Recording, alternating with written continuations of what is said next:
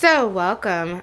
This time around, I will be reviewing not Disney World, but Disneyland. Me and my best friend happened to spend the Christmas holiday at Disneyland in Anaheim, California. So we flew out Christmas Eve and got there about later that morning. We ended up staying at the Hyatt Regency Hotel, which is an affiliate of Disney. We got the package with three park hopper tickets, Genie Plus, as well as, yeah, that was about it. So we got the room that came with two queen beds. The hotel had access to a shuttle that shuttled you to and from the park for only $6. The shuttle ended up running, I think it was like every 30 minutes, except for, the driver's break time, which was really convenient. So you didn't have to worry about lifts or anything. You just knew what bus stop to go to. The hotel had a gym. It had a Starbucks at the bottom. So if you wanted to pick up some Starbucks, you could. It had a pool, a fire pit. It was just, I would definitely absolutely stay there again.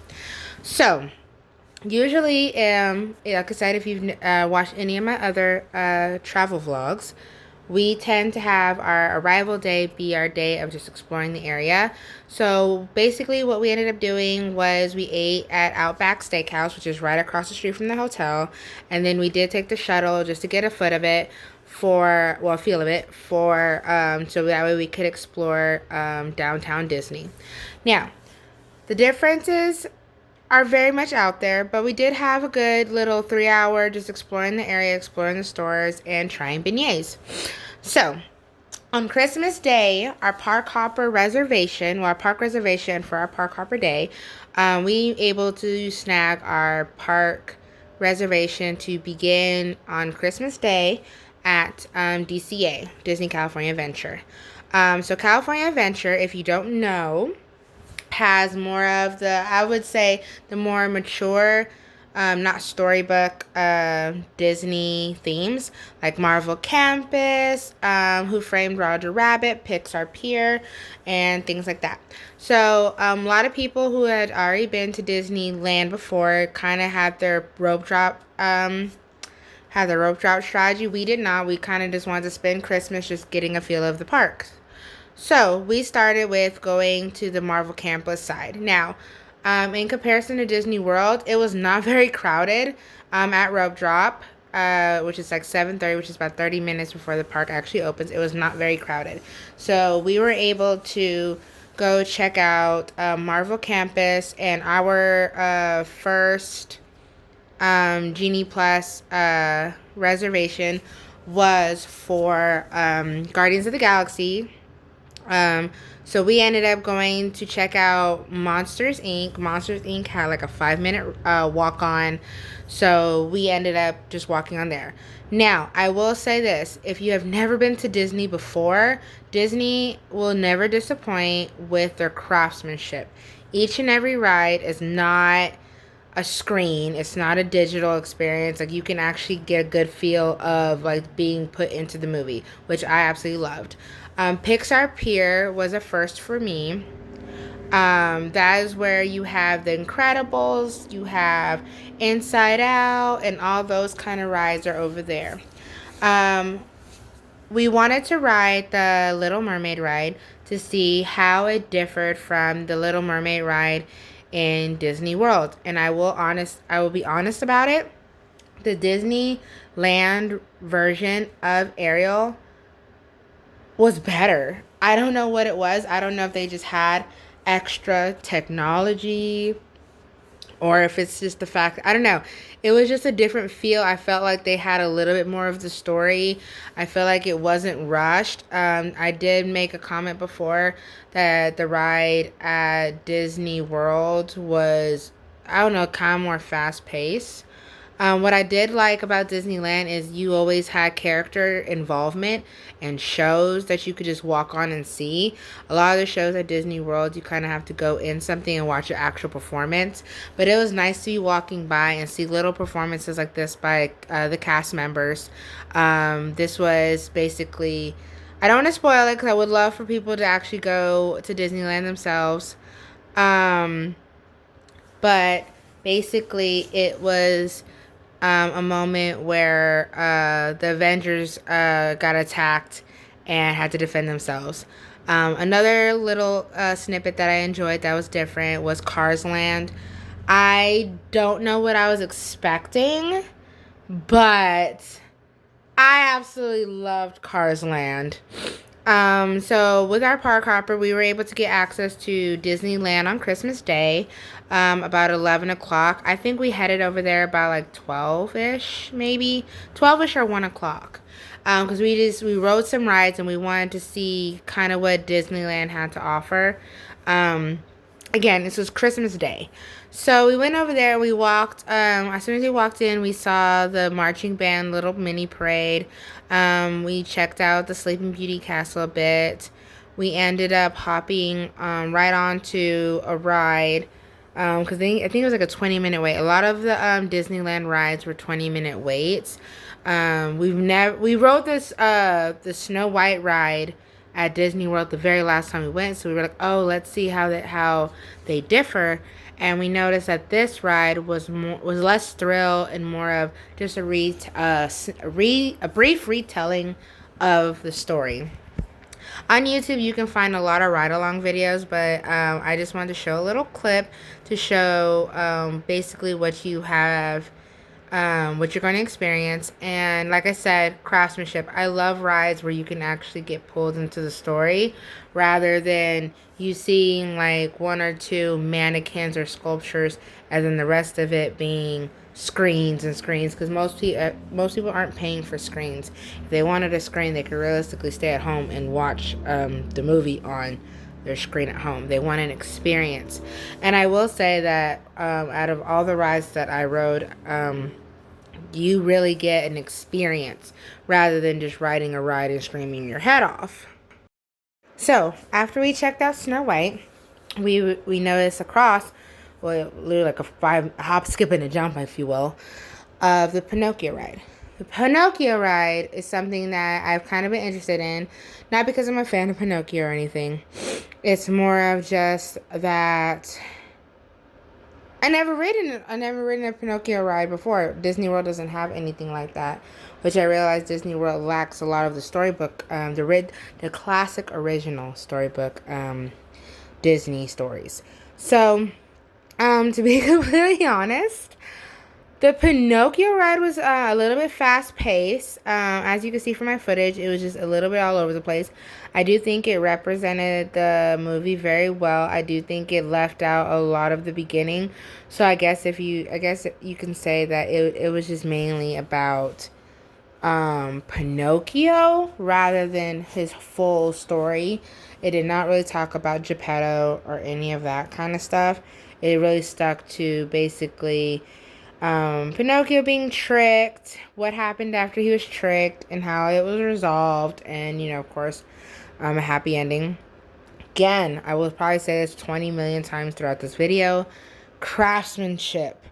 I mean, I really thought by now, after Disneyland being how old it is, that a lot of things would have been, like, falling apart. But Disneyland has definitely worked hard to keep up with the times.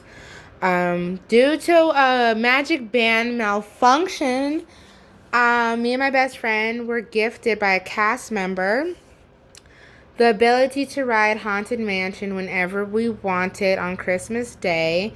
Now, if anyone does not know, during the holidays, the Haunted Mansion, at least from my understanding, only in Disneyland, because I mean, when me and my best friend went to Disney World during Christmas, this did not happen there. But at Disneyland, they redo the Haunted Mansion in the theme of The Nightmare Before Christmas, which is one of my favorite, not the favorite, but one of my favorite Disney movies. So to be gifted this wonderful Christmas gift by this cast member really made our holiday, because basically we were able to just walk on, which is what happened. We because we love to document our adventures. This was our first time, not our only time. This was our first time riding it, and realistically, we got so much good footage, so many good pictures.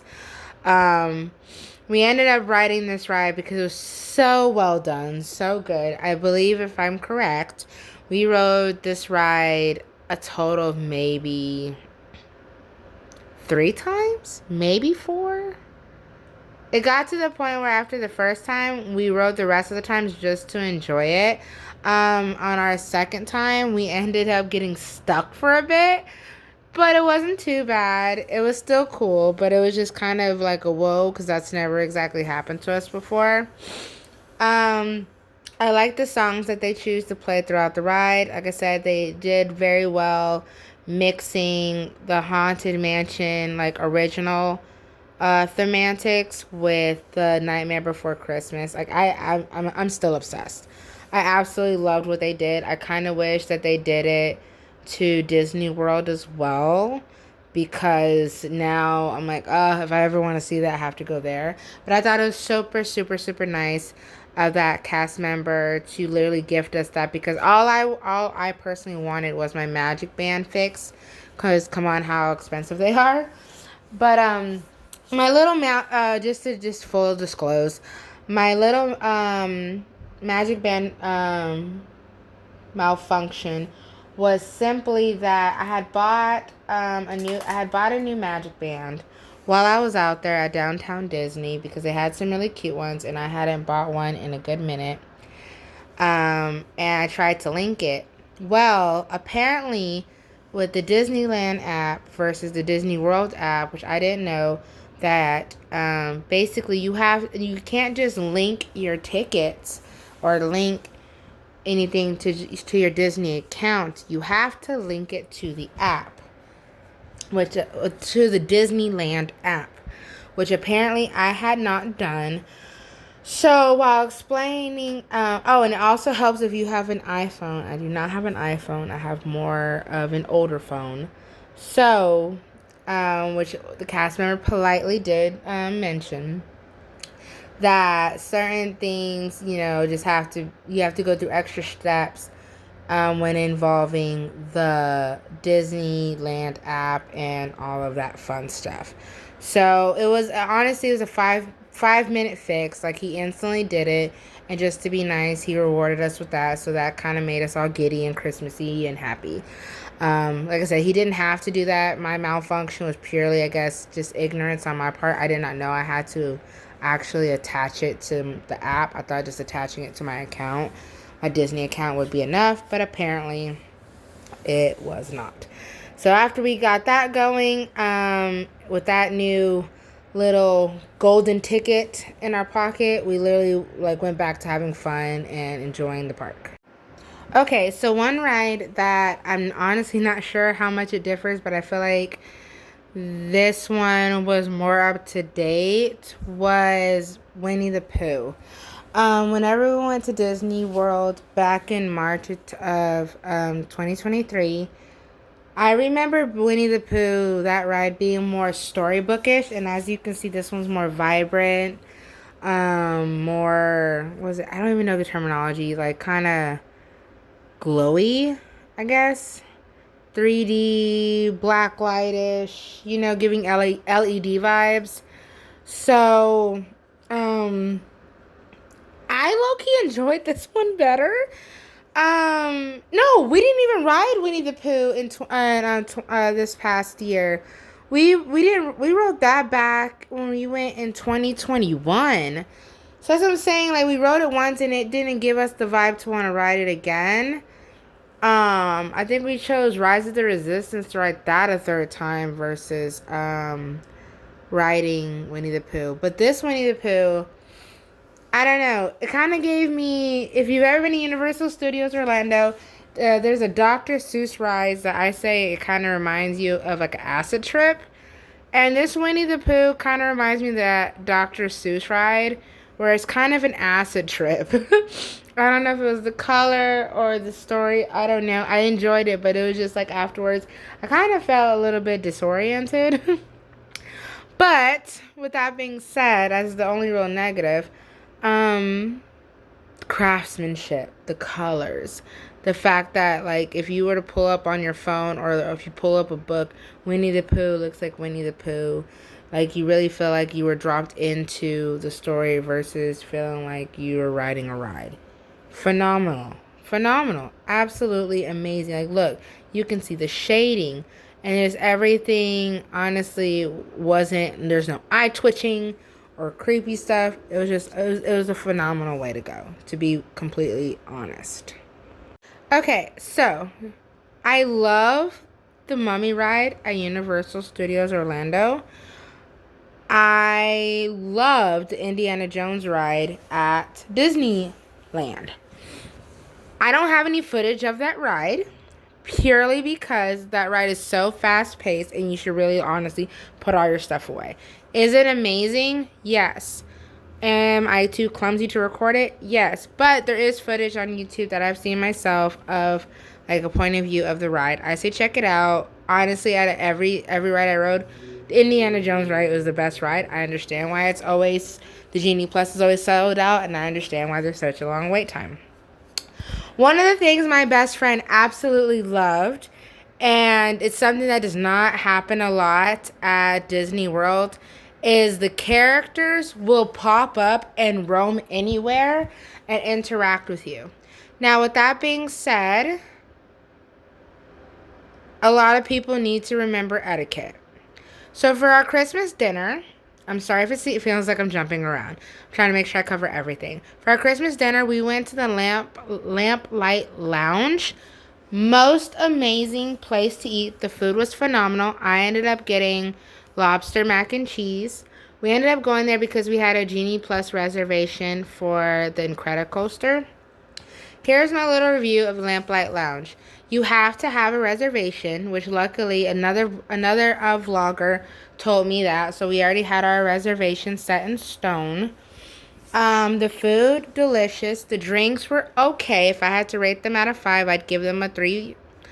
The service, honestly, I don't know if it's limited seating. I don't know what the gist was, but it wasn't up to, honestly, Disney standards, how I know Disney standards. In Orlando, those cast members go, like, seriously above and beyond. Like, it's indescribable. At Disneyland, I felt like I was at a theme park. And compared to Disney World, where I didn't feel that way, like, it's just a big change. Another little interesting thing I noticed is that people at Disneyland will ride for Pirates of the Caribbean. I saw so many long lines and outrageous wait times, whereas I feel like in Disney World, it wasn't that serious. But this clip brings me back to the not the stormtroopers, but the cast members and the characters. You always saw a character. You always saw a character roaming around and he'd pop up randomly. And of course, people would flock to them like we are. We're guilty of it as well. But to take pictures, sign little autographs and this and that. I really did enjoy that. I felt like it made it more of an experience because, like I said, they don't do that really in Disney World. You might see a character here and there in the mornings, but that's about it. We saw them all day.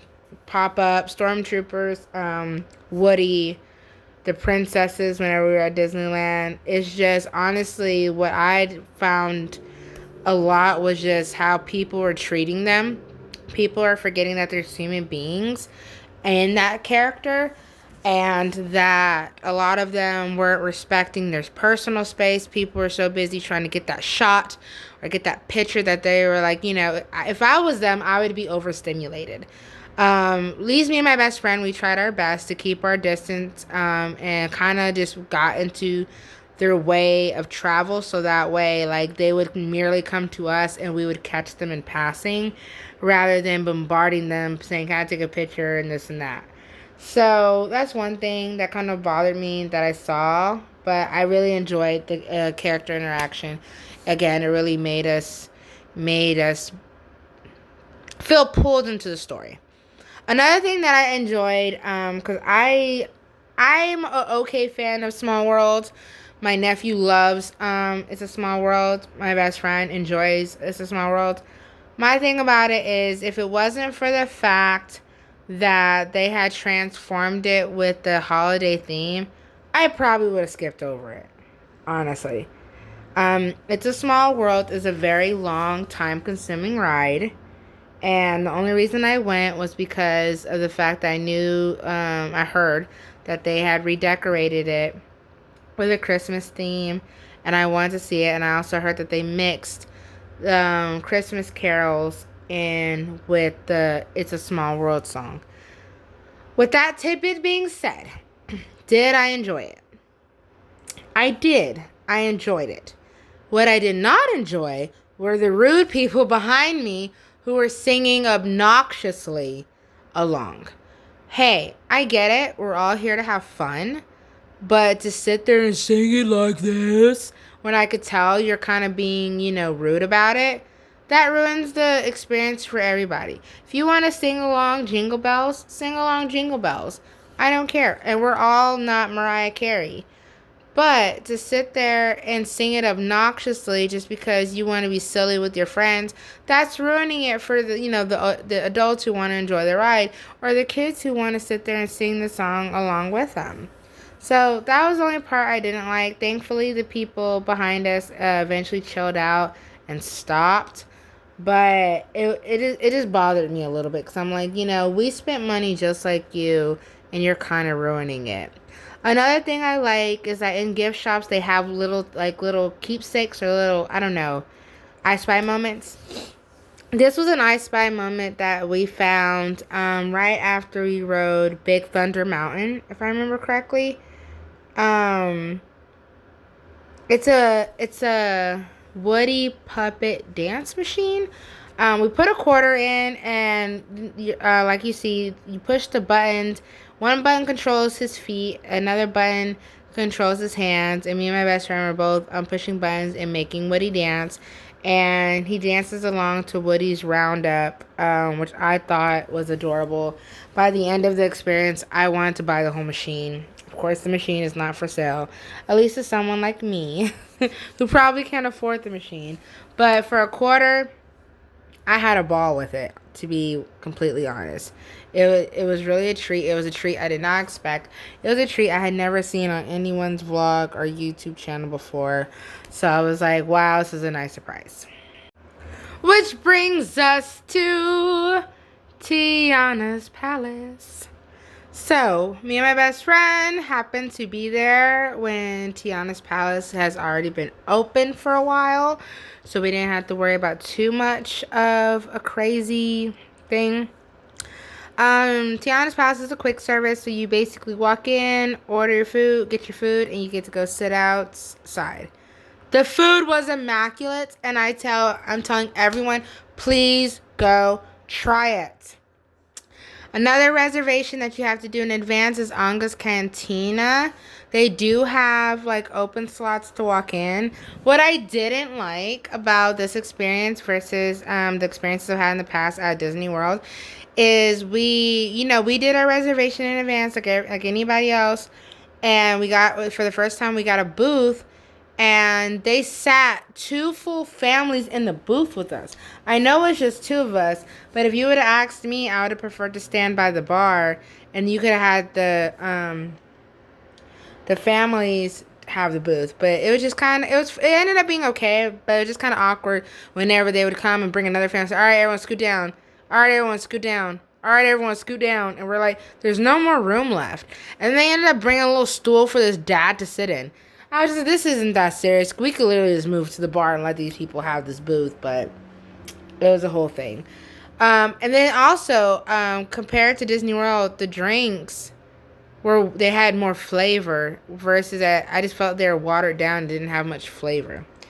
I don't know. I'm not even referring to alcohol. I'm referring to just the different flavors. Like at Disney World, you could taste the fruit, and I felt like I don't know, the drinks just weren't the same. And I before anyone thinks it, I went in with an open mind.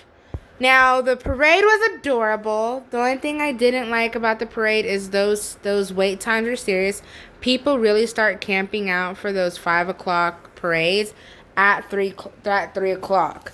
Like, literally, you'll see, when you're walking the rides, you'll see people pull out their little picnic blankets almost in the middle of walking paths. and fully start holding spots to watch these parades.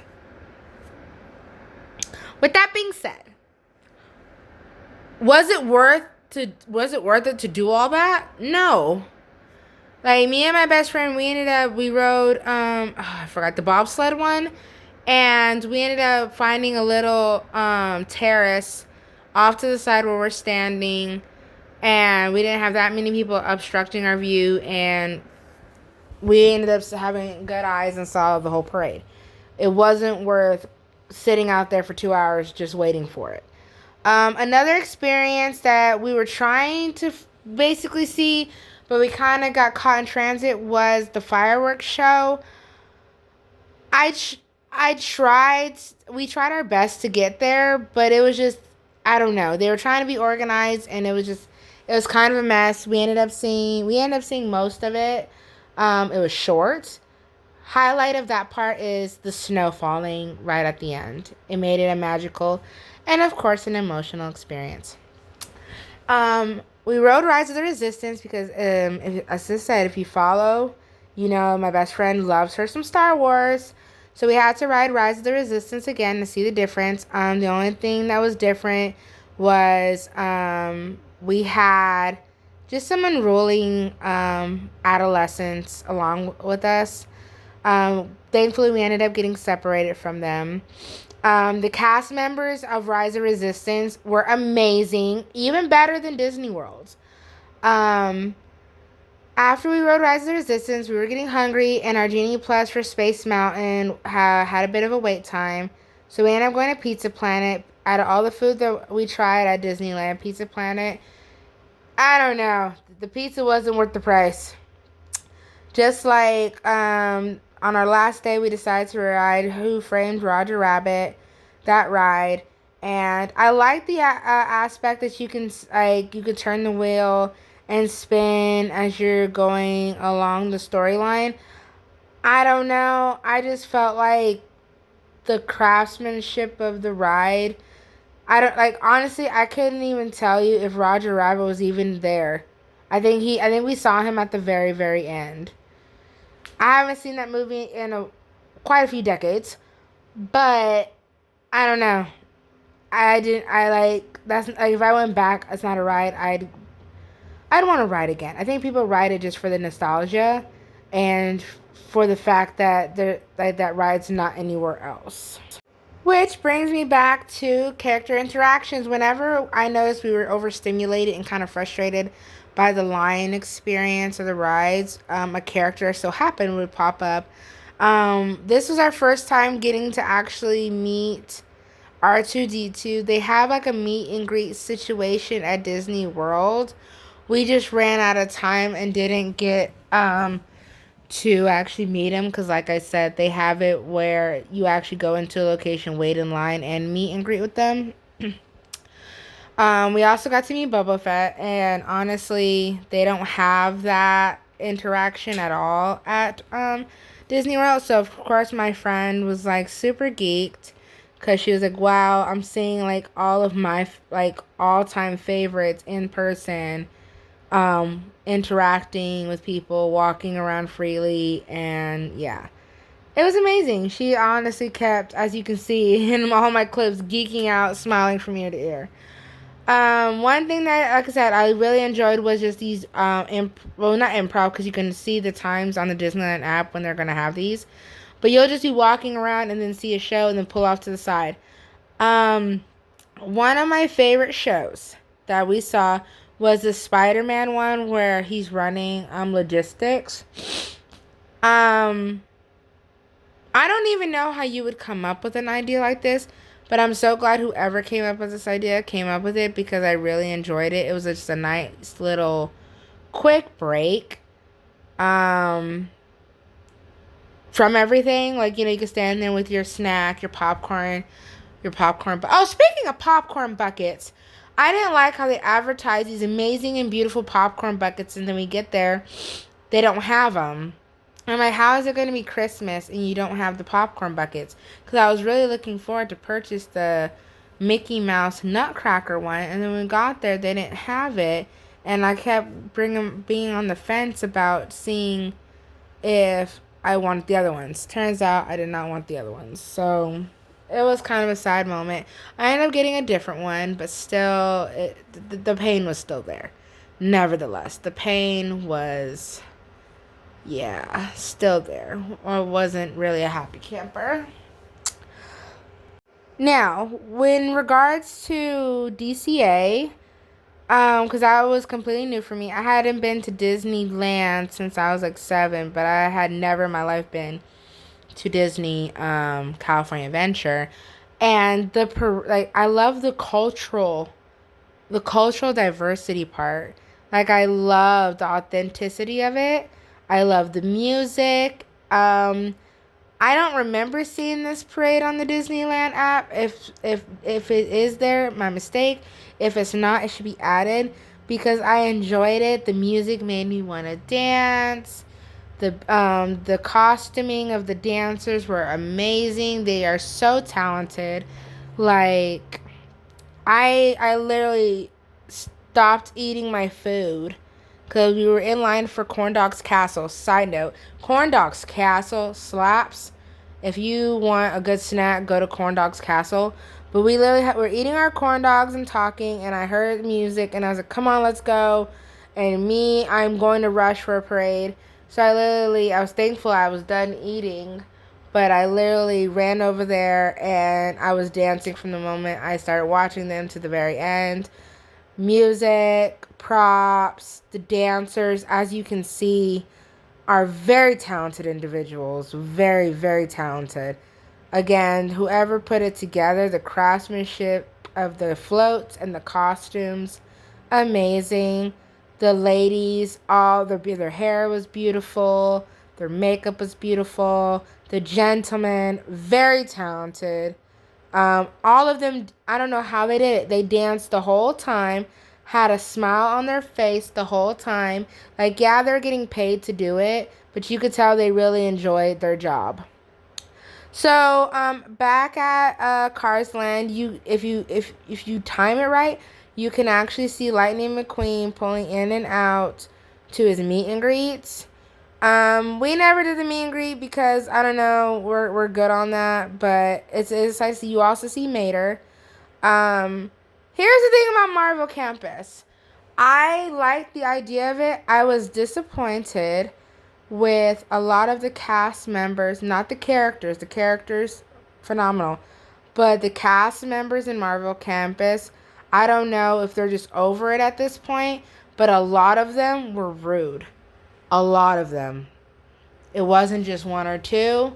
A lot of them, and I said every day we were there, we had an interaction with a rude cast member, only in Marvel Campus. Even the photographers were rude.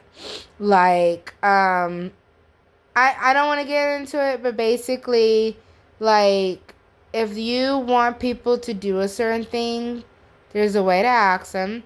You don't need to flash your camera in their face. You don't need to speak unkindly to them. Just simply say, hey, if you would like to take a picture, pictures are designated for over this area only. You know, based off of the culture and the vibe of the park, it is led to believe that you can just, stand far away, zoom in for a picture, which is what I was doing, which is what my friend was doing. We didn't want to take up the time where, they were meeting with kids. So we would just kind of like stand 7 to 8 feet away and have our phones kind of and take a picture, but zoom in so we could get like a headshot of the character. That was it. But they did not like that and would say, hey, you can't do that, or not say anything, and just literally take their cameras and walk 7, 8 feet to come flash them at us so our pictures won't come out. Like, it kind of got ridiculous. Another thing, the cocktails that they serve at Marvel Campus, I wasn't a fan of them. I tried 3 times. 3 different cocktails. Wasn't a fan of them. My best friend was, so there's that. I just ended up not having, except for Guardians of the Galaxy, that ride was amazing, and Spider Web Slingers, fun, amazing rides. But I just didn't besides that, I didn't have a good time in Marvel Campus. to say the least. And that's unfortunate because that was honest. That's the main reason why we decided to go there versus Disney World, because we were like, let's go try something different. But I loved the dude who plays Doctor Strange. He takes his job so seriously, and I'm absolutely there for it. Every time I saw this man, he was in character, ready to go. He deserves a raise. Overall, if I had to say I had a phenomenal Christmas, I did, because whether it was riding Dumbo for the first time or riding Guardians of the Galaxy for the first time or meeting characters, riding the Millennium Falcon with a family versus just us, I had a great time. Was it perfect? No. Was there things that damper it? Yes. Would I go again? I don't believe I'm going back to Disneyland for quite a long time, due to just the people that work there, due to the people that I was surrounded by. I just don't think California is my personal vibe. Do I think people should go and experience it? Yes, Disneyland itself is an experience. Um, it's affordable if you do it right. Like I said, we only spent $800 a piece with our flight, $1,100 a piece.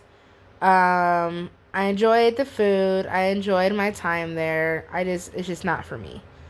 And it wasn't because it was Christmas, because we went to Disney World on Christmas, and the only negative thing we had to say was the fact that when we got back to the hotel, we were hungry and didn't realize that it's Christmas, everything's closed, so we couldn't order anything. That was about it. That was the only thing that we didn't like when we did Christmas in Orlando, Florida, and it snowed there. In California, for us, it was just, excuse me, it was just cold, but it wasn't unbearable. So yeah, thank you for watching. I hope my words and my visuals sway your decision that you needed. I hope it gave you some information that you didn't have before, and I hope your next adventure is an awfully big one. And as always, thank you for watching. I hope you become a subscriber. I hope you check out some of my book reviews. I hope you dabble into some of my other travel vlogs of some other adventures that me and my best friend have dabbled in. And subscribe, stay tuned, because we are taking on a brand new area quite very soon. Thank you.